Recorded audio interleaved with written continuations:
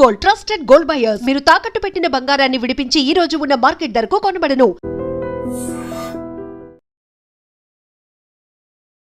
కుకట్పల్లిలో జరిగిన సహస్ర murder case అయితే మీరందరికీ తెలిసే ఉంటుంది. సో ఎంత క్రూరంగా చంపాడో 10th క్లాస్ అబ్బాయి. సో దాని గురించి ఈరోజు ఎందుకు చెప్తున్నానంటే ఒక సెన్సేషనల్ విషయం అయితే బయటకు వచ్చింది. ఆ పాపని చంపింది వాళ్ళ కొడుకే అని చెప్పేసి చంపిన వాళ్ళ మదర్కి ఆల్రెడీ తెలుసు అంట. సో తెలిసినా కానీ ఇన్ని రోజులు హోల్డ్ చేసి ఉంచింది. సో ఆ రోజు చంపిన తర్వాత ఆ రోజే అడిగిందంట, వాళ్ళ మదర్ గట్టిగా అడిగిందంట. సో అప్పుడే తెలిసిపోయింది ఇన్ని రోజులు కాపాడుకుంది వాళ్ళ కొడుకు శిక్ష పడకుండా. అదే కన్సర్న్, అదే ప్రేమ, అదే చెడిపోక ముందు కొడుకు ఇట్లా తప్పుదోవలు పట్టి ఈ విధంగా తయారవ్వక ముందు ఉండుంటే ఈ రోజు ఇంత పెద్ద ఇన్సిడెంట్ జరిగేది కాదు. సో అసలు దాని మీద పేరెంట్స్ బాధ్యత ఎలా ఉంది? రీసెంట్గా మైనర్స్ ఇలాంటి డెసిషన్స్ తీసుకోవడం పైన, చచ్చిపోవడము, చంపడము, ఇలాంటి వాటిపైన పేరెంట్స్ ఏ విధంగా అబ్జర్వ్ చేయాలి అని చెప్పేసి కొంతమంది పబ్లిక్ అయితే అడిగి తెలుసుకున్నాం. నమస్కారం అండి. చెప్పండి, ఈ సహస్ర పాప మర్డర్ కేసు తెలుసు కదా. సో చంపిన వ్యక్తి వాళ్ళ మదర్కి తెలిసినా కూడా ఇన్ని రోజులు కాపాడింది, దాని గురించి ఏమంటారు? అసలు పిల్లలకి ఫస్ట్ మెయిన్ మొబైల్స్ ఇచ్చి ఖరాబ్ చేసేస్తారు. ముందు బాధ్యత అనేది లేదు. ముందు పిల్లల్ని ఎలా చూసుకోవాలనేది వాళ్ళకి తెలియాలి, వాళ్ళు చూసుకుంటూ ఉండాలి. అంతేగాని వదిలేసి ఇష్టం వచ్చినట్టుగా మాట్లాడడం అవి ఇవి చేయడం వల్ల ఈరోజు ఇంత దారుణం జరిగింది. ఈ ఆమె కనుక ఫస్ట్ నుంచి కనుక కరెక్ట్గా ఉన్నట్టయితే ఈరోజు ఆ పాప బతికి ఉండొచ్చు. కానీ నేను ఒకటే చెప్తున్నాను ఏంటంటే పిల్లల్ని కొంచెం రెస్పాన్సిబిలిటీగా చూసుకోవడం బెటర్ అని. ఎందుకంటే ఈ టైం బాగాలేదు, గంజాయి కొట్టుకుంటూ అది చేసి ఆ మత్తులో ఏం చేస్తున్నారో వాళ్ళకి అర్థం కాక చాలా చిరాగ్గా, అంటే పెద్ద చిన్న లేకుండా మాట్లాడటం, అదొక రకంగా ప్రవర్తించటం. మంచి చెప్పినా కాన్షియస్ గా వాళ్ళు తీసుకోవట్లేదు. ఇంకా నేనంట ఇలా అంటారా, అమౌంట్ ఇవ్వకపోతే ఏమన్నా పగలు కొట్టడం, ఇంట్లో పిచ్చి పిచ్చిగా చేయటము, లేకపోతే ఎటు వెళ్తున్నారో తెలియట్లేదు, మళ్ళీ వెళ్ళిపోయి ఫోన్ స్విచ్ ఆఫ్ చేసుకోవటం, మళ్ళీ టెన్షన్ పెట్టడం. ఇవన్నీ కాకుండా ఒక పేరెంట్స్ గా మనం రెస్పాన్సిబిలిటీగా వాళ్ళని చూసుకుంటూ వాళ్ళకి ఏం కావాలో ఇస్తున్నా కూడా వాళ్ళు ఇలా చేస్తున్నారంటే ఇంకా మనం ఎంత కేర్ గా ఉండాలో చూసుకోవాలని నేను అనుకుంటున్నాను. ఎప్పుడు జాబ్స్ బయటే కాకుండా వాళ్ళతో కూడా మన ఇంట్లో విషయాలు చెప్పుకుంటూ ఇది కాదు అదమ్మా అని చెప్తూ ఉంటే వాళ్ళ మైండ్ కూడా కొంచెం బాగుంటుందని నేను అనుకుంటున్నాను. దయచేసి పేరెంట్స్ అందరికి, ఆల్మోస్ట్ పేరెంట్స్ అందరికి చెప్తున్నాను, మన పిల్లల మధ్య చాలా రెస్పాన్స్ గా ఉండండి. ఇప్పుడున్న పిల్లలు అప్పట్లా లేరు. దయచేసి ఆ శాస్త్ర పాపని తెలిసి కూడా అన్ని చేశారు, మీకు నేను మళ్ళీ ప్రత్యేకంగా చెప్పక్కర్లేదు. సహస్ర కుకట్పల్లి మర్డర్ తెలుసు కదా. తెలుసు. ఆ ఇన్సిడెంట్ లో 10th క్లాస్ బాబు చంపడం జరిగింది.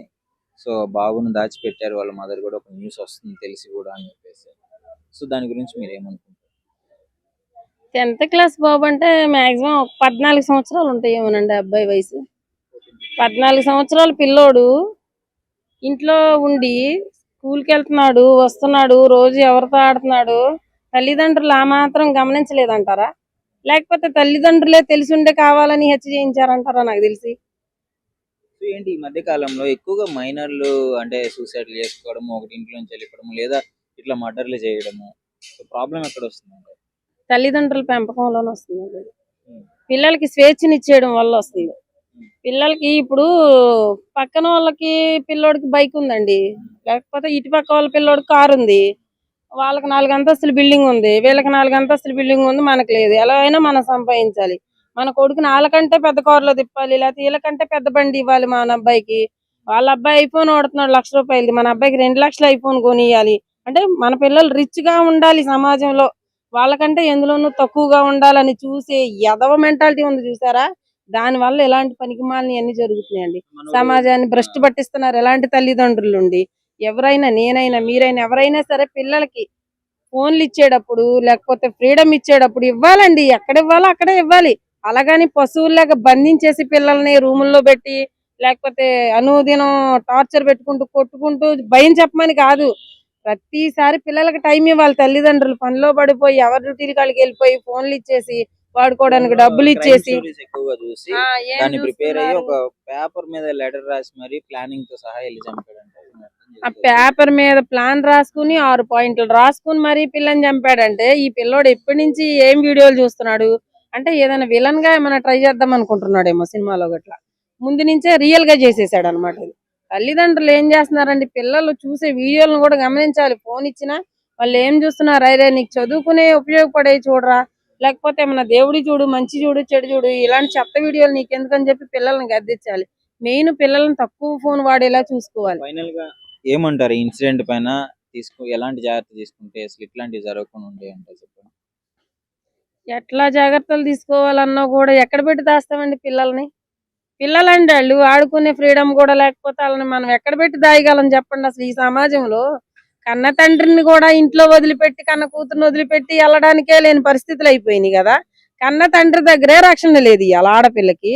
ఇంకెక్కడ దాస్తే, ఎక్కడ ఎలా మనం కంట్రోల్ చేస్తే ఇవన్నీ తగ్గుతాయి అంటారు? అసలు ఇది ఎక్కడుంది? తల్లిదండ్రుల్లోనే ఉంది. మగపిల్లోడు మగపిల్లోని పెంచాలన్నా, ఆడపిల్లని పెంచాలన్నా, ఆడపిల్లకైతే తగు జాగ్రత్తలు. అమ్మ ఇట్లా ఉండొద్దు, ఇట్లాంటి వాళ్ళతో ఇట్లా ఉండొద్దు, ఇట్లా ఉండొద్దు, అలా బయటకు వెళ్ళొద్దు, ఇలా బయటకు వెళ్ళొద్దు, ఇలా డోర్ వేసుకొని ఉండు, మనుషులు లేనప్పుడు ఎవరు వచ్చినా మేము వస్తే తప్ప ఎవరు వచ్చినా తలుపు తీకు అని చెప్పేది ఒకటి చెప్పుకోవాలి. రెండోది ఎవరితోటి అతిగా మాట్లాడొద్దు, చనువుగా ఉండొద్దు, ఎవరు ఇంకా చూడొద్దు, నీ పనేదో నువ్వు, నీ చదివేదో నువ్వు చదువుకో అని చెప్పాలి. మగ పిల్లల్ని పెంచేటప్పుడు తల్లిదండ్రులు, ఈ రోజుల్లో ఉన్న పిల్లలు చాలా అంటే చాలా దట్టిగా తయారయ్యారండి. అలాంటప్పుడు తల్లిదండ్రులు కొంచెం జాగ్రత్త తీసుకొని పిల్లలకి, ఓకే మీ పిల్లల్ని రిచ్ గా చూడాలనుకోవడంలో తప్పు లేదు, కానీ ఇలాంటి మర్డర్లు జరిగే అంత స్టేజ్ లో వాళ్ళ మైండ్ సెట్ వెళ్ళిపోయిందంటే మనం పట్టించుకోవట్లేదని అర్థం పిల్లల్ని. Hi bro. Hi bro. Kukatpally Sahasra murder చేసిన వాళ్ళ కొడుకే అని తెలిసిన వాళ్ళ మదర్ దాచిపెట్టిందని చెప్పేసి ఒక న్యూస్ వస్తుంది. 5 days దాచిపెట్టిన తర్వాత ఎట్లాగో నేరం నిరూపితమైంది, మనోడు దొరికాడు. సో అసలు ఇలాంటి ఇన్సిడెంట్ జరగకుండా పేరెంట్స్ నుంచి ఎలా ఉండాలి? ఫస్ట్ ఆఫ్ ఆల్ పేరెంట్స్ పెంపకం బాగుంటే ఇట్లాంటివి చేయరు బ్రో. వాళ్ళు పట్టించుకోవాలి. మెయిన్ థింగ్ వాళ్ళు పట్టించుకోవాలి. వాళ్ళు పట్టించుకోకపోతే ఇట్లనే ఇంకా ఏదో ఒకటి అవుతూ ఉంటాయి, సైబర్ క్రైమ్స్ అవుతూ ఉంటాయి. మనోడు దొంగతనాలు చేసేవాడు అని చెప్పేసి తెలుస్తుంది. అదేదో ఫస్ట్ లోనే దండించుంటే ఇప్పటి వరకు వచ్చేది కాదు కదా. అవును బ్రో, ఇదైతే కరెక్ట్. ఫస్ట్ నుంచి మంచిగా చూస్తుంటే అంటే వాళ్ళ పెంపకం ఇంట్లో వాళ్ళు ఎట్లా ఉంటే అట్లా, వాళ్ళు ఎట్లా చెప్తే అట్లా నడుచుకుంటారు. ఇంత క్రూయల్ గా క్రైమ్ చేసినాడు 10th క్లాస్ అబ్బాయి. ఇమాజిన్ చేసుకుంటారు ఎవరైనా అసలు ఇట్లా జరుగుతుంది? అది కళ్ళు కూడా ఇమాజిన్ చేయలేము అసలు. అదంతా పంచాయతీ కాదు బ్రో. పంచాయతీ ఏంటంటే మన పోరోడు తిరిగే దాన్ని బట్టి ఉంటది. మన దోస్తులు, మన ఎన్విరాన్మెంట్, మన సొసైటీ, మన మైండ్ సెట్. దాని బదులు ఇప్పుడు మన ఇన్స్టాగ్రామ్, ఫేస్బుక్, వాట్సాప్, ఇష్టం మొత్తం సినిమాలు అనేది తొందరలు అన్నీ వస్తున్నాయి. అప్పుడు ఇంకేమైతుంది? క్రైమ్ ని హైలైట్ చేస్తున్నాడంటే ఇప్పుడు అక్కడ చాలా రీజన్స్ ఉంటాయి బ్రో. ఒకటి వాడు సరౌండింగ్ తిరిగే పీపుల్స్ బట్టి వాడు అలా అయిపోయి ఉండొచ్చు, లేకపోతే వాడు మైండ్ లో వాడు పడే ప్రెజర్ బట్టి వాడు అలా రియాక్ట్ అయి ఉండొచ్చు, లేకపోతే బయట జరిగే ఇన్సిడెంట్ బట్టి కూడా వాడికి రియాక్ట్ అయి ఉండొచ్చు. ఒక విధంగా ఆడు ఎందుకు చేసాడో కూడా అనుకోవచ్చు. ఒకవేళ అమ్మాయి ఏమైనా చేసి ఉండొచ్చు, లేకపోతే ఏం చెప్పలేం. ఇప్పుడు వాళ్ళ అమ్మ దాచింది అంటున్నారు కదా, ఇప్పుడు ఏ అమ్మాయి అయినా సరే తన కొడుకుని దాచాలని అనుకుంటుంది. ఫస్ట్ రీజన్ దాచే ప్రేమ ఏదో ముందే పిల్లగాడి మీద చూపించుంటే ఇక్కడ వరకు వచ్చేది కాదు కదా. అదే కాబట్టి ఈ జనరేషన్ ఉన్న తక్లీఫ్.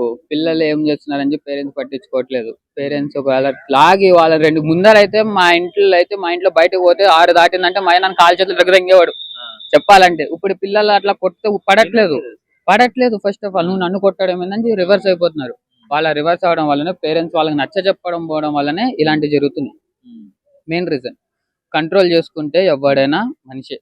వాడి థాట్స్ బట్టి వాటి కంట్రోల్ చేసుకోలేక వాడు అలా తిరగడం వల్లనే వాడే ఈ అయాక్షానికి పాల్పడ్డాడు. కుకట్పల్లి సహస్ర మర్డర్ కేసు చంపిన అబ్బాయి వాళ్ళ తల్లికి తెలుసని దాచిపెట్టడానికి 5 రోజులు ఆగిందని ఇట్లాంటివి న్యూస్ వస్తుంది. దాని మీద అసలు మీ అభిప్రాయం ఏంటి?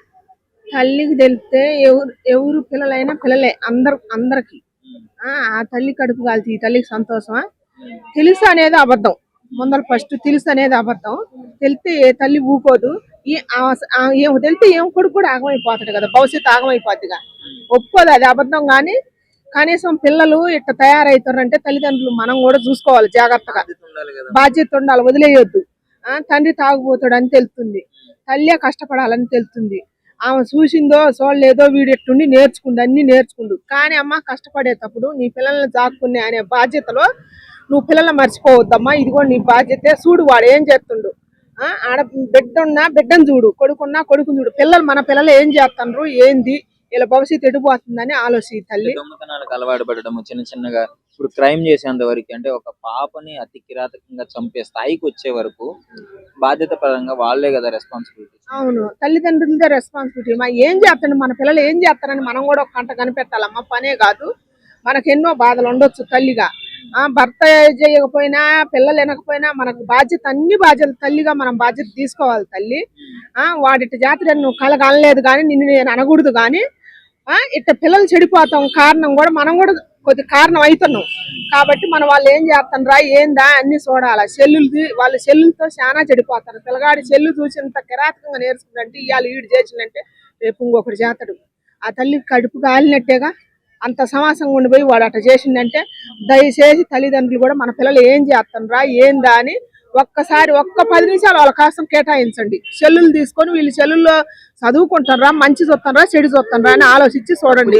దండించాలి, కొట్టాల్సిందే. మన పిల్లగాడైనా సరే తప్పు చేసినా నిలబెట్టి వాడిని దండించాల్సిందేనమ్మ. మనం వెనకేసుకొని కనుక వస్తే ఇవాళ చిన్న తప్పు అయితే రేపు పెద్ద తప్పు అయింది. ఇదేగా మరి ఇప్పుడు పెద్ద తప్పు అయిందిగా. నీ కొడుకు నువ్వు ఎట్ట కాపాడుకుంటూ ఇప్పుడు వాళ్ళమ్మ కడుపు కాలే ఒక పిల్లని చంపిండు, ఒక తల్లి కడుపు కాల్చిండు, ఇప్పుడు నీ కడుపు కూడా కాలిన కింద లెక్కే కదా. అందుకని దయచేసి మనము మన పిల్లలైనా కూడా తప్పు చేసినా కూడా మనం దయచేసి మనం దండించాలి. తల్లిదండ్రులు మన పిల్లలు ఏం చేస్తారా ఏందా ఎడిపోతారా అని మనం తల్లి తండ్రి ఇద్దరం ఆలోచించాలా. ఎవరి బాధ్యత వాళ్ళు నిర్వర్తించాలి. తల్లి బాధ్యత తల్లి, తండ్రి బాధ్యత తండ్రి. ఇది సహస్ర కేసులో మళ్ళీ మదర్ కి తెలుసు కావాలని 5 days దాచిపెట్టింది, ఆ తర్వాత పోలీసులు పట్టుకున్నారు. దాని మీద అసలు మీ అభిప్రాయం ఏంటి? ఏదేమైనా పుత్రవాత్సల్యం అంటారు కదా, ఆ కార్యక్రమంలో భాగంగా ఏదో కాపాడు ఉంటుంది. ఇప్పుడున్న పరిస్థితిలో పోలీస్ కేసుని తప్పించుకోవాలంటే చాలా కష్టం. ఏ మర్డర్లు చేసినా, ఏ తప్పు చేసినా. వాస్తవంగా ఇప్పుడు తల్లిదండ్రులు బిడ్డల పట్ల చూపిస్తున్న ప్రేమ వల్ల ఆ కాపాడే ప్రయత్నంలో భాగంగా ఆమె చేసి ఉంటుంది. కానీ నిజంగా మాట్లాడాలంటే ఈ మర్డర్ కేసులో తల్లిదండ్రులు ఖచ్చితంగా శిక్షించాలి. ఇప్పుడు అదే ప్రేమ, కాపాడుకోవడానికి ఉన్న ప్రేమ కొడుకు చెడిపోతుంటే ఏమైంది? ఇప్పుడు తల్లిదండ్రులు బిడ్డల మానసిక స్థితి ఎలా ఉందో ముందుగా గుర్తించాలా, గమనించాలా. వాళ్ళు ఏం చేస్తున్నారు, ఏం చూస్తున్నారు, వాళ్ళ పరిస్థితి ఏంటి. వాళ్ళు ఏదన్నా సైకోల్లాగా మాట్లాడుతూ చెప్పిన మాట వినకుండా ఇష్టానుసార ప్రవర్తన చేస్తున్నప్పుడు మరి వాళ్ళని ఎవరికైనా చూపించి ఆ నీరసాన్ని మరి క్లియర్ చేసుకోవాల్సిన అవసరం ఎంతైనా ఉంది. వాళ్ళ ప్రవర్తనలో తేడా ఉన్నప్పుడు కౌన్సిలింగ్ ఇప్పించాల్సిన అవసరం వాళ్ళకు ఉంది.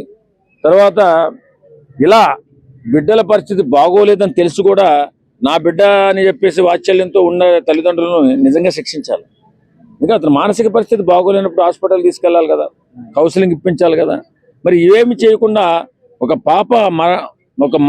పాపని జీవి తీసేంత వరకు వీళ్ళు ఆగారంటే దీనిలో తల్లిదండ్రుల పాత్ర కూడా ఉన్నట్టే అని చెప్పి మనం భావించాల్సి వస్తుంది. 10th క్లాస్ అంటే దాదాపు 15 సంవత్సరాలు అంత క్రూరంగా మెడలో కత్తులతో పొడిచి, కడుపులో పొడిచి, అంటే ఏంటి ఇంత క్రూయాలిటీ? అంటే ఒక మూవీస్ ద్వారా వస్తుందంటారా, లేదంటే తిరిగే స్నేహితుల ద్వారా అంటారా? నిజంగా ఇప్పుడున్నటువంటి యూట్యూబ్లు కానీ సోషల్ మీడియాలో కానీ ఈ మర్డర్లు కానీ వీటి గురించి క్లియర్గా ఎలా చేస్తే ఎలా తప్పించుకోవచ్చు అని కూడా చెప్తున్నారు వీళ్ళు. ఇలాగా చూస్తున్న యువత పెడదారిన పడే అవకాశం ఉంది, లేదని కాదు.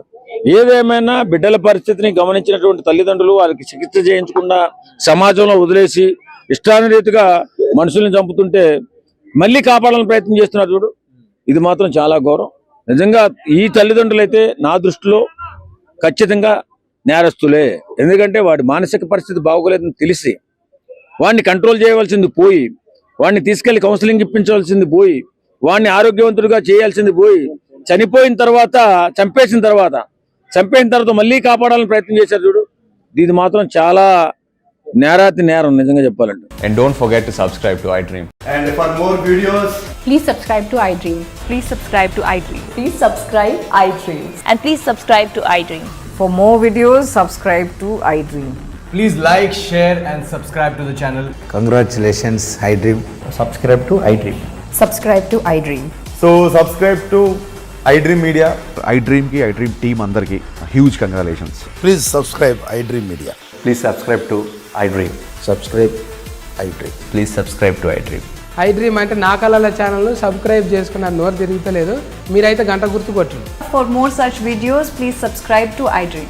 Subscribe to iDream. Please subscribe to iDream. Please subscribe iDream Media. Please do subscribe to iDream. Please subscribe to iDream Media. For best entertainment and information, please subscribe iDream.